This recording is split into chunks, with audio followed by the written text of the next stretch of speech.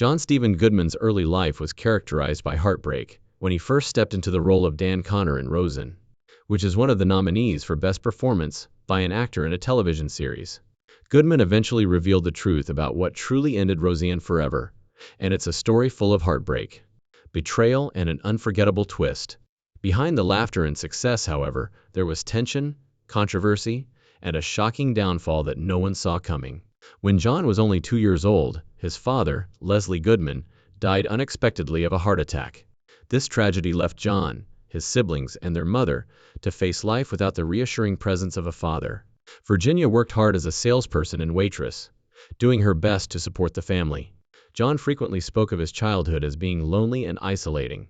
School presented its own difficulties, and John battled with his weight, which made him a target for bullies, left him feeling alienated and frequently reclusive. But he found a sense of security and acceptance in an unexpected place, the Boy Scouts. John continued to be active in the Scouts until 9th grade, and he later thought back on how much it meant to him. The organization and friendship of the Scouts provided him with something he sorely needed. John also found comfort in comic books, where he loved losing himself in the adventures of DC heroes, like Green Lantern and the Atom, before switching to Marvel's thrilling lineup at home. John Goodman's life changed forever when he was at Afon High School and discovered his talent for football as an offensive guard and defensive tackle. He stood out on the field impressing college scouts with his skills and determination, earning a football SC scholarship to Southwest Missouri State University, now Missouri State University in Springfield. His older brother played a significant role in introducing him to comedy and bebop music, which gave JN a sense of joy and creativity that stayed with him as he grew. A dream come true for a young athlete with lofty goals. Goodman came to campus in the fall of 1970, prepared to pursue his dreams of football success. However, fate had other ideas, and during his first year, he suffered a devastating injury that ended his football career before it had really begun. The loss was a heavy blow, leaving Goodman unsure of his path. Looking at the university's drama program on a whim, he auditioned for a play with little expectation. When he stepped onto the platform, he felt a profound sense of passion and purpose that he hadn't experienced since losing football. To his surprise, he landed a little role, and that moment changed everything. At Southwest Missouri State, where he studied with future stars like Kathleen Turner and Tess Harper, and was surrounded by peers who shared his newly discovered love for theater, Goodman later said, "I was smitten." He threw himself into acting and immersed himself in a world he hadn't thought would feel like home. John Goodman made a life-altering decision in August 1975, when he moved to New York City with aspirations of becoming an actor. Equipped with a theater degree from Southwest Missouri State University and a small loan from his brother, he set out to make his mark. His goal was clear: learn from the best under Utah Hagen, and eventually join the prestigious actor studio. However, the road ahead was anything but simple. However, he soon had to deal with the harsh realities of the city. He found a small place in Hell's Kitchen, a rough neighborhood known for its tough reputation. Money was tight, so he had to take on odd jobs to make ends meet. He worked as a waiter and even as a bouncer for one memorable night at a nightclub called Adam's Apple. The head bouncer, a tough German man, taught him how to deal with rowdy patrons, but Goodman quit the job after just one night. It was a far cry from the glamour of acting, but Goodman remained resolute. The mid-1970s were a difficult time in New York. Even though York City's economy was in ruins and crime was on the rise, Goodman persisted and threw himself into the theater industry, landing small roles in off-Broadway productions and dinner theater productions. One significant opportunity came when he was cast in the musical 1776 at the Miami Valley Dinner Theater in Ohio. It wasn't on Broadway, but it gave him invaluable experience and connections that would help him later in his career. Goodman's big break in film didn't come right away. It was a small role in the 1983 film Eddie Mac Run, in which he played Herbert. The role wasn't particularly noteworthy, and the film didn't create much of a stir, but it was a crucial step for Goodman, as it marked his transition from stage to screen and provided him with much-needed on-set experience. Over the following few years, he continued to build his resume by playing in television shows like In the Face of Rage 1983 and films like The Survivors 1983, who could play a variety of roles. Everything changed in 1986, when Goodman starred in David Barnes' True Stories as L.S. Fine, a sweet, lonely bachelor looking for love through video dating. This role opened doors for Goodman by allowing him to showcase his natural calm IC timing and charm. The following year, in 1987, he starred in the Coen brothers' Raising Arizona as Gale Snotes, an escaped convict who becomes embroiled in a bizarre kidnapping plot. His energetic and humorous performance stood out, alongside John Goodman's career, took a significant turn in March 1988, when he was cast as Dan Connor in the sitcom Roseanne. At the time, Goodman was acting in a stage production of Anthony and Cleopatra in Los Angeles, when an ABC talent scout noticed him. The network was desperately searching for someone to play Roseanne Barr's on-screen husband, and Goodman's audition became legendary almost immediately as he walked on stage. Nicolas Cage and Holly Hunter praised it, and Goodman's reputation as a talented and versatile actor was cemented. Everyone in the room knew they had found their Dan Connor when he casually told Barr to move over. When she said, "Shut up," Goodman sat down next to her, and their natural chemistry sealed the deal. It's interesting to note that Goodman wasn't the first choice for the role. Roseanne Barr originally wanted her boyfriend Tom Arnold to play Dan, but the producers insisted on casting someone with more acting experience. This decision later caused tension on set, especially as Barr and Arnold's relationship grew, and Arnold became more involved in the show's production. But Goodman's hiring turned out to be the right decision for the series. Roseanne debuted on October 18, 1988, and was immediately successful. By the end of its first season, it averaged 36 viewers, making it the second most watched program in the U.S. This role not only made Goodman a household name, but also opened doors to film opportunities. During the show's run, he appeared in critically acclaimed films like Barton Fink 1991 and The Big Lebowski 1998, showcasing his range as both a relatable and lovable character. Goodman's portrayal of Dan Connor resonated deeply with audiences, bringing authenticity and warmth to the role, making Dan a relatable, lovable figure. Each episode had 2 million viewers. Behind the scenes, Roseanne was known for its drama, and Goodman frequently found himself in the middle of it. One of the most tense moments occurred during the second season of Roseanne, when the comedic and dramatic actor was earning $300,000 per episode, making him one of the highest-paid actors on television at the time. A poisonous environment was created on set during the season, when Barb publicly exhibited a list of people she planned to dismiss once she had greater creative authority. But Goodman was able to maintain her professionalism and frequently served as a mediator between Barr and the other members of the cast and crew. In 1989, Barr and the show's creator, Matt Williams, got into a major argument when Barr threatened to leave if Williams stayed. Goodman and Laurie Metcalf supported her, which led to Williams's departure. This solidified Goodman's position as a key character on and off screen. Goodman also struggled with alcoholism during his time on the show. He has been open about his battle with the disease, admitting that he occasionally arrived on set drunk, consumed alcohol while working, but his performance never suffered, which is evidence of his skill and commitment. Goodman eventually sought help and has been sober since 2007, a milestone he attributes to saving his life and career. Between 1989 and 1995, his work on Roseanne garnered him critical acclaim and multiple award nominations. He received 7 consecutive Primetime Emmy nominations for Outstanding Lead Actor in a Comedy Series, but he never won these nominations, solidifying his reputation as one of television's best. Goodman's partnership with Joel and Ethan Coen is one of the most intriguing partnerships in contemporary film.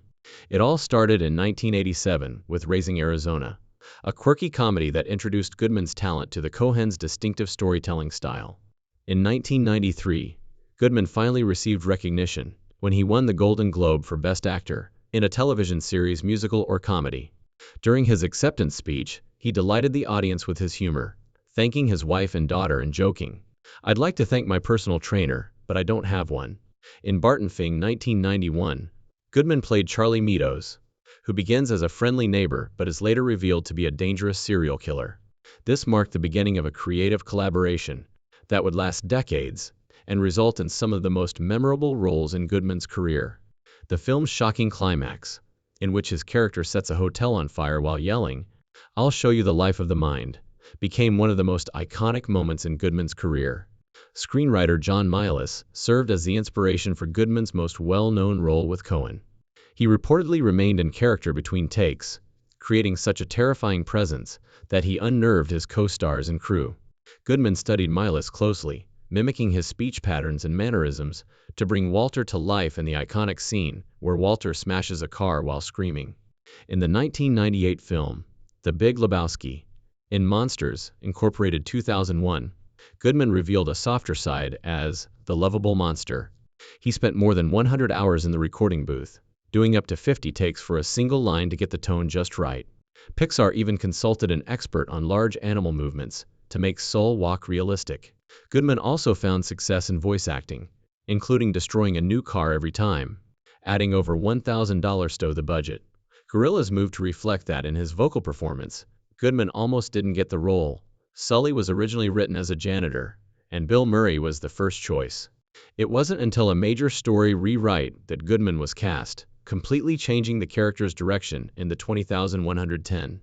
Goodman started taking on more dramatic roles, demonstrating his versatility as an actor.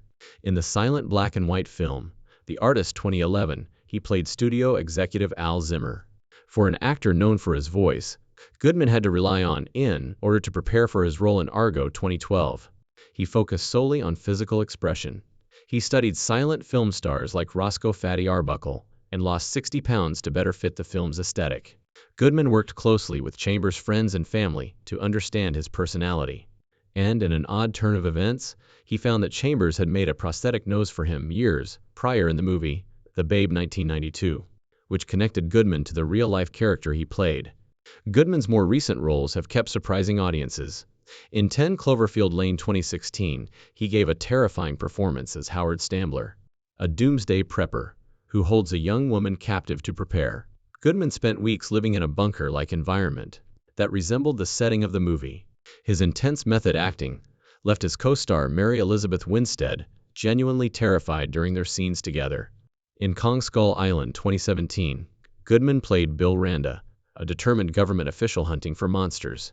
The role was originally written for a much younger actor, but the script was changed after Goodman showed interest in giving the character more depth while filming in Vietnam. Despite the physical toll, Goodman suffered from severe heat stroke, which nearly stopped production. But he still gave a performance that gave the blockbuster adventure a sense of gravity. John Goodman's 2018 return as Dan Connor was both unexpected and nostalgic for Roseanne fans, because in the original series finale, Dan had been killed off, but the revival cleverly brought him back in the first episode of the new. The lighthearted explanation set the tone for Goodman's smooth return to the role. The series, which debuted on March 27, 2018, joked that his death was part of Roseanne's unpublished novel, with Dan himself stating that the book would have been better if she hadn't killed off the most interesting character. The premiere was a huge hit, drawing 18. Goodman's performance was widely praised by both critics and fans, who praised his ability to bring Dan Connor's warmth, humor, and authenticity back to life after a 21-year break from the role. Goodman compared the experience to putting on an old pair of shoes.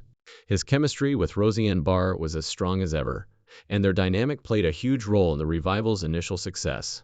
The show was watched by 2 million people, the highest ratings for a comedy broadcast in almost 4 years.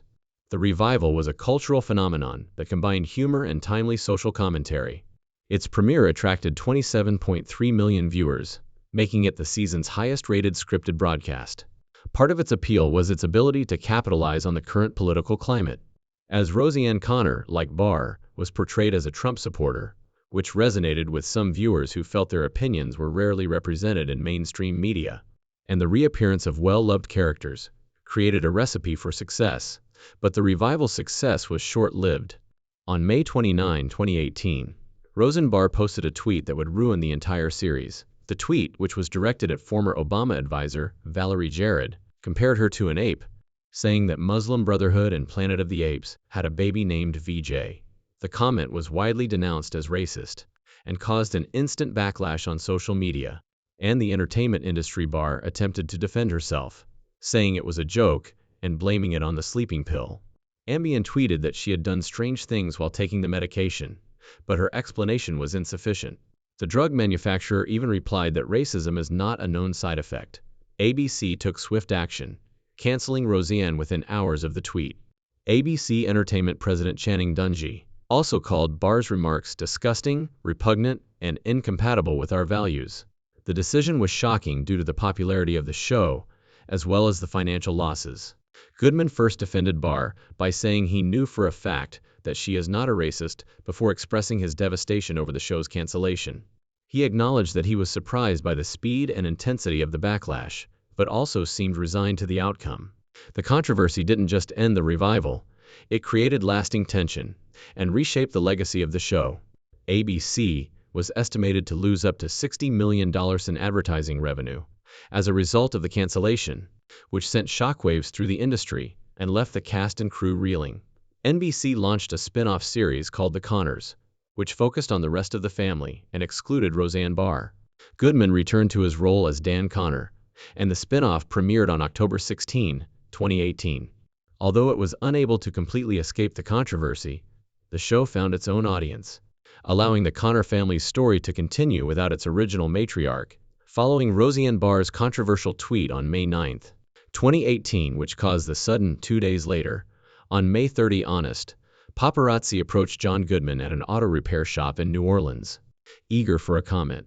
Goodman seemed hesitant, simply saying, "I'd rather not say anything than to cause more trouble." His brief silence suggested the complexity of his feelings about the situation.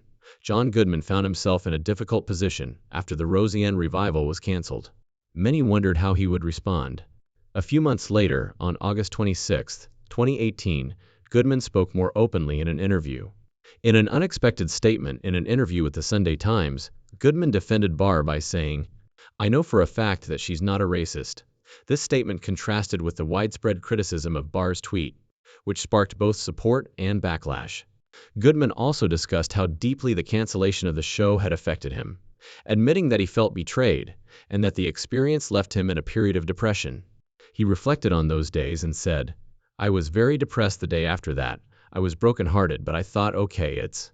When asked about his initial defense of Barr in an interview with Variety on June 18, 2023, almost 5 years after the incident, Goodman revisited the controversy. He said, "I remember going to some kind of junket where they saw the pilot, and then the interviews, and it just turned into an attack, and that made me very uncomfortable with them just attacking Roseanne." When asked if he regretted supporting her at the time, he said, "No." Goodman's words demonstrated his ability to care for his former co-star, despite the controversy surrounding her. When asked if he would consider working with Barr again, Goodman's response was cautious, but not dismissive. "I don't know if she'd like to, I just don't know, I miss her." Goodman also showed empathy for Barr during the fallout, displaying a mixture of loyalty and sadness.